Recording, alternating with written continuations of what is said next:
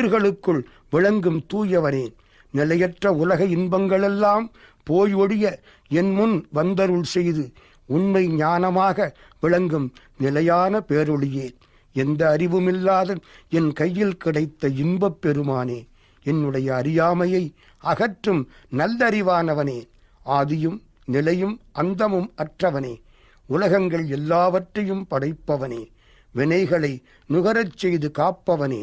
பின் தன்னுள் ஒடிச்சுக் கொள்பவனே, இதற்காகவே அருள் வடிவெடுத்து அருள்பவனே, உயிர்களை மறைப்பு சக்தியால் மறைத்து பல உடம்புகளில் சேர்த்து பாசங்களை போக்குபவனே, என்னை உன் அடியார் கூட்டத்தில் சேர அருள் செய்தவனே, பூவின் மனம்போல் என்னுள் பூத்தவனே, நினையாதவர்க்கு தூரத்தில் இருப்பவனே, நினைப்பவருக்கு பக்கத்தில் இருப்பவனே, வாக்கு மனம் இரண்டாலும் அளக்க ஒண்ணாமல் மறைந்து நிற்பவனே.